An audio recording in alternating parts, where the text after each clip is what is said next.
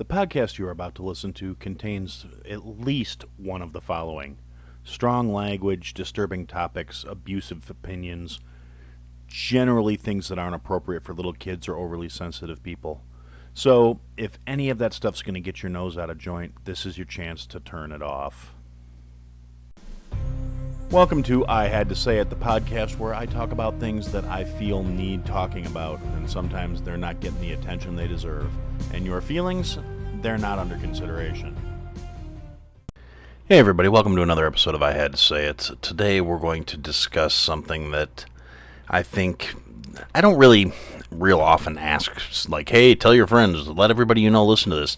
In this particular instance, I really think this is something that I want to talk about. I think needs to be spread around. Everything I say, I think needs to be heard. I think it needs to be said. But in this particular circumstance, I think this is a message that really needs to get amplified and boosted and repeated and put out there. And even if you don't tell somebody to listen to my show and you hear this, just kind of pass the message along, okay? I'm not asking you to do anything that's going to be outlandish or ridiculous or go out there and pick fights or cause disruptions of family dinners or any of that kind of shit. But it is something that I feel we need to talk about. So I guess long and short of it is we're going to get started on this. Today I want to talk about the fact that I've said it before, but if you're new to the show, I live in the Chicago metro area in the United States, and recently Chicago has decided to do their we're going to open back up policy. You know, here we're following the CDC recommendations, yada, yada, yada. We're open for business. Everything's open. All the restrictions are off, blah, blah, blah. And the thing is, a lot of people are carrying on about how people are lazy and people don't want to go back to work, and it's barely begun. It's been like the first official weekend of being back open for business, full scale, full hustle. And here's the problem. I'm speaking on behalf of the restaurant and entertainment industries right now, the ones that have been shut down and crippled and hamstrung for the last year, and the ones that are literally having the most problems getting people to come back to work, because as much as the last year has been kind of a nightmare for everybody, it has kind of shown a light. And anyone who knows me knows I'm not a huge fan of a welfare state. I think it is a bad overall policy. I absolutely abhor, and I'm speaking as someone who was forced into having to rely on a lot of this assistance and stuff for over the last year. I spent the better part of 2020 unemployed and unable to really find a real full-time job anywhere in my industry because my industry had been completely shut down, and unable to go looking full blast for another job because I was considered furloughed and I didn't want to lose my health insurance. So I had to be available at the drop of a hat if my company called me to go work a shift somewhere. That was kind of how the policy worked. And I was okay with that because, fortunately for me, I am in a situation where things weren't great. We did rack up a lot more debt, keeping the lights on and everything than I would have liked, but we made it through. We made it through okay. And I've got a new job. I've got a better job. I'm much happier now. I'm the exception in my industry. I'm not the rule.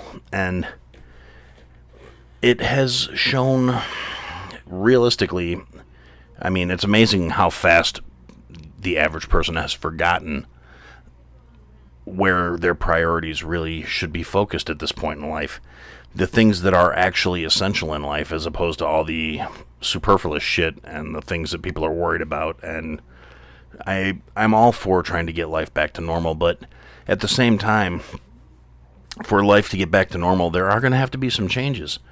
People that are talking shit about all the people that are staying on unemployment due to the government assistance, meaning they are having more money not working than they are having working, maybe it's time we start questioning why it is that's the case. Why it is these people don't want to go back to their jobs because they make a better living doing nothing.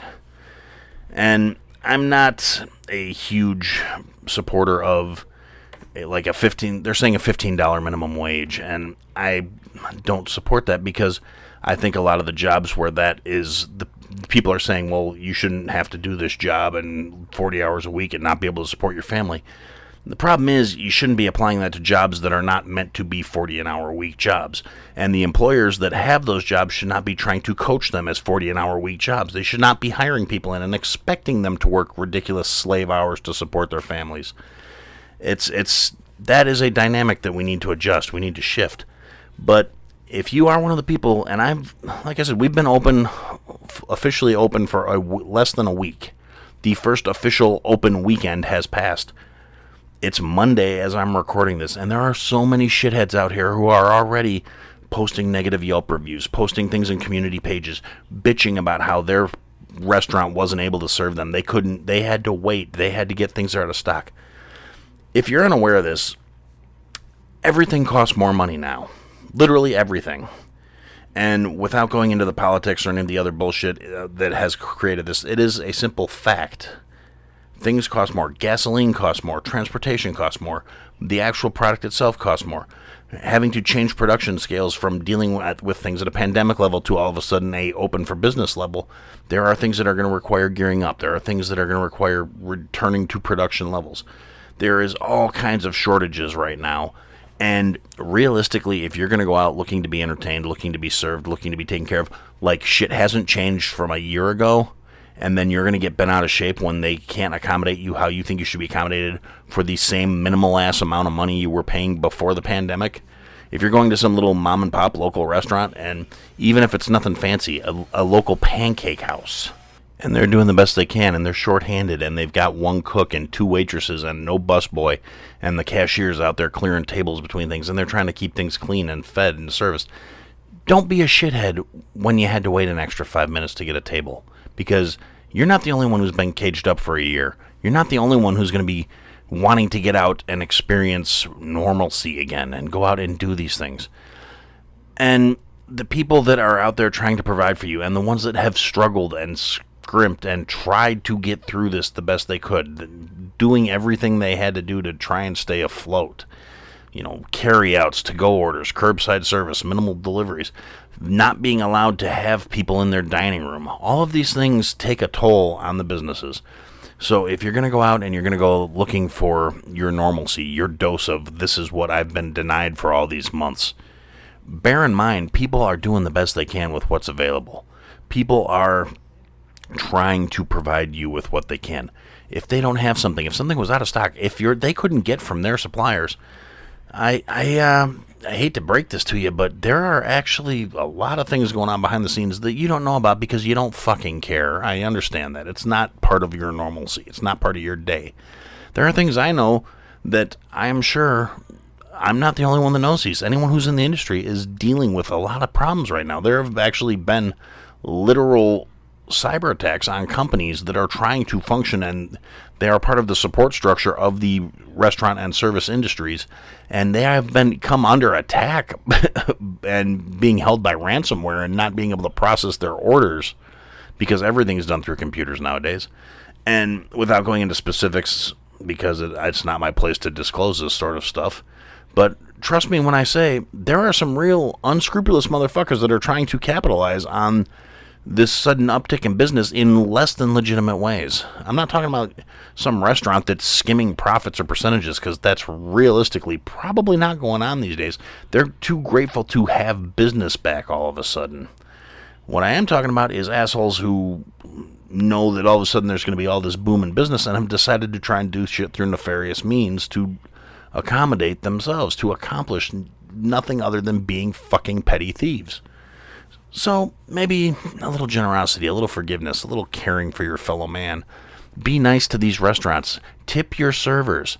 If you can't afford to tip your server, if that's a problem and you can't afford, all right, let's say 15%, which I think is cheap and ridiculous. Even if I get shitty service, I don't tip less than 18. So say for whatever reason, if you don't think you should tip, you don't think these servers and these people that are out there working their best to do what they can should be, taken care of for doing their jobs, and for whatever reason you don't agree with tipping, go fuck yourself. Go make your own dinner. Go do whatever it is that you're out there where you don't think these people deserve to be compensated for what they're doing. Because I guarantee if you're one of the people that's too cheap to tip, you are not the kind of person that these servers want to put up with. They're not happy to see you. You're probably a horrible, miserable cunt. That's just kind of the way it is. I've been in this business long enough where I know that's the truth. It's not, there's nothing you can say or do to tell me, oh, well, I don't believe in tipping, that is not going to come off making you sound like a complete asshole. Furthermore, it's not simply a matter of, oh, well, this and that and the other. In a lot of these situations, the wait staff has to tip out the support staff. So the wait staff is not only depending on your tips to help offset how much income they are making, but if you don't tip them, and if you choose to be that shitty human being, they actually have to pay for the privilege of being shit on by you when they have to tip out on the percentage of your bill that they didn't get a tip for, that still has to go to the service staff and the support staff. As shitty as it is, I know some restaurants where the owners even take a cut of the tips, that's a whole different soapbox for another episode. But at this point, I want to focus on the miserable, shitty human beings that are doing this thing. And furthermore, I want to kind of issue something. If you're listening to me, I'm going to assume you have some sort of moral core, and you don't just sit here and listen to me bitch because honestly, I don't know why somebody would sit here and listen to me bitch if they didn't at least kind of want to hear what I had to say. So I'm going to assume you have a decent bit of a moral core. And I'm going to say, like I said, you don't have to tell everybody to come listen to me. I mean, I always love it when someone does recommend me to somebody else. That gives me the warm and fuzzies. It really touches my cold, dead heart when somebody says something nice about my show. And, it kind of makes it feel like I'm actually doing this for a reason other than to just vent. But if you're going to hear this and you're going to stop and think and you see this shit going on, you see somebody treating a server poorly, somebody acting obnoxious, making unreasonable demands, acting like an asshole because they had to wait a couple extra minutes, the servers are not going to be coming into it with this hostile, aggressive attitude. Well, I mean, some might. I've often been told I would have made a fantastic Ed DeBevics waiter just because I don't really give a shit, and I'm not going to be nice to you and kiss your ass to make you feel better. But a lot of the professional servers, waitstaff, individuals, the front of the house people, bartenders, all those people that are going to be dealing with these assholes directly, they're more professional. They're more reserved. They're going to take that shit because they're doing it in the hopes that they're going to get a tip. And as often as not, anybody who's been doing it for any amount of time can kind of tell when they're not going to get a tip from a table.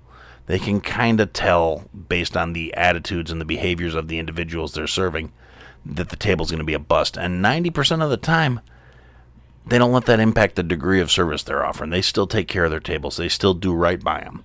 And that just makes those people that much shittier. So if you see it happening, I point this out because a lot of people, for whatever reason, society, culture, taboo, blah, blah, blah, blah, blah, we are not obligated to sit there and watch them treat another human being like garbage. There's literally nothing stopping you from calling somebody out on their bullshit.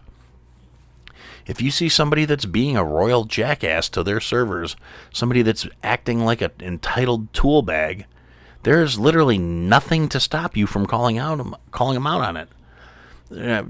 Shy of the fact that, they may be bigger or scarier or armed. And if you're non-confrontational, I respect that.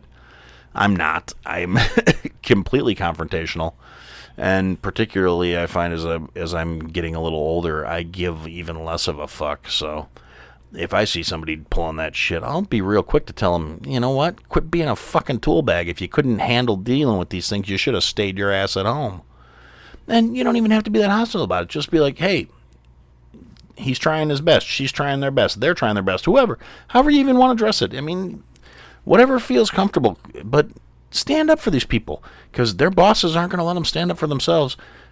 Particularly the small family-owned restaurants. They are so hurting and they are so starved for business that they are going to tell these people to eat every spoonful of shit that is being fed to them if they want to keep their jobs. And right now, the people that are taking these jobs are either the ones that really love it or the ones that have no other alternative. The service industry lost so many bodies over the course of the last year just from people changing lines of work. I'd say probably a full third of the chefs I've known over the course of my life are no longer in the business in the last 8 to 10 months. They left the business and said, you know what? I got a new situation. I like my new situation better, and I'm not going back. I'm not dealing with rude customers anymore. I'm not dealing with selfish assholes anymore. I'm not dealing with entitled pricks that seem to think they're owed the world for the $14 they're spending on a ribeye steak. And when I say $14 ribeye steak, I'm not saying that with some sort of...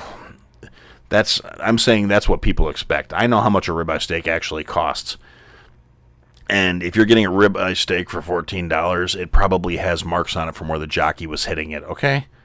I mean, realistically, go to the grocery store. Look at how much that shit costs in the grocery store. And then go to the restaurant and ask yourself why you're bitching for paying the price you're paying. You're not doing any of the work. You're not doing any of the prep. You're not having any of the skill involved in making the dish. Don't be a prick about having to pay for what's being put in front of you. They don't have some kind of hookup that's giving them that for nothing where they can afford to give it to you for dirt cheap. A lot of restaurants run on such a slim margin, and it's expected by the cheap bastards going there to eat that they're making this and they're making that, and this only should cost that much. Pull your head out of your ass. Nothing's cheap anymore. If you're going to go out and you're going to treat people like shit, be prepared to pay for the privilege.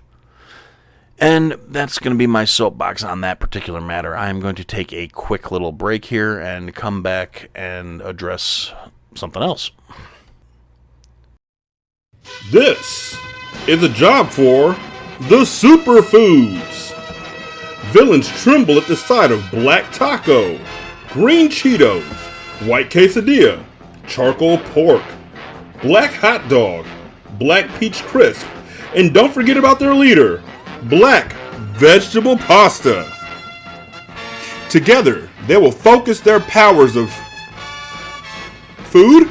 I don't know, but they focus them against their villains. Black ham and black salami. That's it. It's all of them against two people. By the way, they're not both black, they're wearing black. That's important. But all of them against two people. Shouldn't take a whole episode. But join in anyway to see the powers of the superfoods. Ratchet Book Club. Alright, everybody, thanks for your patience there.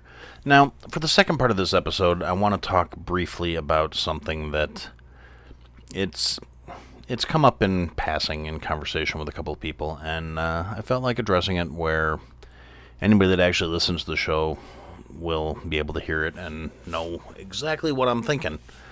Now, it's Pride Month, and I've already talked about that to a certain extent. Anybody that's listened to the show for any more than an episode or two, maybe you found one thing that you liked, and all of a sudden you decided, okay, I'm going to listen to this one episode. But if you listen to the back catalog, you know where I stand on these things. When it comes to the matter of pride, I think it's really shitty that we live in a world where it's a necessary thing. And in terms of the LGBTQP plus, I honestly, I don't even know all the acronyms. The Alphabet Mafia people. I 110% support their right to be as happy and free and unjudged as the rest of us. Because they're people. A lot of good people, some shitty people.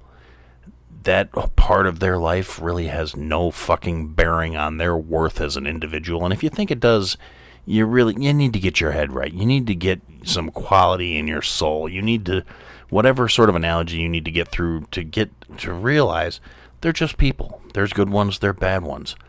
As long as they're not hurting anybody else, it's really none of your fucking business who they love, or who they're attracted to, or any of that shit. I mean, and anybody that wants to try and leverage us into saying anything about pedophilia, no. Those assholes feet first into a chipper shredder so I can watch the look on their face as they come out the other end. Fuck them. But in relationship to that, a lot of shows have done things where they're changing their logos and adding the rainbows or the flags to all their merchandise. And corporate America, being the trifling, petty bunch of whores that they are, have all jumped on board the whole, oh, we're acknowledging Pride Month and we're this and we're that. And it's really disgusting because everybody knows they're just out to do it to make a buck. There are certain companies that legitimately support Pride and legitimately accept people for who they are. And there are a lot of companies that are doing it and slapping rainbows on shit strictly as a gimmick. So the long and the short of it is, like, I know a lot of podcasts, other shows I listen to, where they've made special merch to sell during Pride Month, and all the profits from it are going to different organizations to help support different marginalized groups, whether it's the LGBTQ community or the asexual community or whatever they've decided to donate that to. But they're doing it to support a cause. And those people, I commend, I applaud. The simple fact of the matter is, I didn't give it any thought, or I would have done it too, but I haven't sold any merch either. It's not like anybody's beating the door down to get a mug with my stuff on it, so I don't think I would have garnered any sales to donate. And I'm not going to use something like this as a, like, hey, buy my shit and I'll give the money to somebody else, I promise. Because to me, it just seems disingenuous. And, these people who are being represented here have my full and undying support. I'm not good enough with graphic editing where I can all of a sudden slap together a new logo because I didn't think of it 3 months out. It takes me that long to do literally anything, and none of my stuff looks professional enough to make it look like that kind of time was invested in it. So I didn't slap something together and have it just come out looking more terrible than the stuff I already have looks. But like I said, the other part of it seems to me is, if you're going to do something like that, and you're, again, like I said, my fellow podcasters who are doing this, I completely commend you for it. I support you for it. I think it's fantastic. Like I said, I didn't have enough forethought to do anything to be prepared for this, to do it myself. I've got a lot of other bullshit going on in my life, and unfortunately the real world has a way of distracting me from things that I really wish I could give more focus to, and when they come to my attention, I feel terrible for not thinking of it on my own. But that's also kind of the harsh reality of being a, like, cisgendered, white male, straight, hetero, whatever, however you want to I don't like boxes. I don't like to be crammed in anything. But ultimately, that's the way I am. Doesn't make me any better or any worse than anybody else. But it also means that, while I acknowledge that these things are going on and they need to be acknowledged and they need to be addressed, it's not at the forefront of my thoughts all the time because I don't have to deal with the downside of it. It doesn't make me any better or any worse than anybody else. It's just the reality that I deal with. I'm more concerned with, paying off the massive amount of debt I racked up over the last year being unemployed. I'm more concerned with making sure my kid is taken care of with what he needs, with making sure my wife has everything she needs. It's not that I think any less of these people. But, like I said, hopping onto something after having a conversation with somebody else about it seems a little disingenuous. And if this podcast is still rolling when next year rolls around, I've already promised myself I will have something so I can do something cool like a lot of these other shows are doing, where I can have something where I'm going to say, if you buy this during this month, all the proceeds are going to X. And not saying it to hype people up to buy shit, but if I've actually got people that are buying my merch, God forbid I actually develop an audience and people that want my stuff, then maybe that's something where a way we can do something fun where if they're going to buy something anyway, the money can go to something cool. Realistically, if you're that concerned about supporting a cause, and for us, it's a really cool way to raise funds for an organization that we couldn't necessarily donate on our own. And that's saying, okay, yeah, we're going to sell this merchandise, and it's something that people want to support us can buy, and that's cool. And we can support something else that's cool with their support. But realistically, if you really want to support the organization, I'm going to put some links in my show notes this episode of places where you can go donate money to help support these causes and these funds.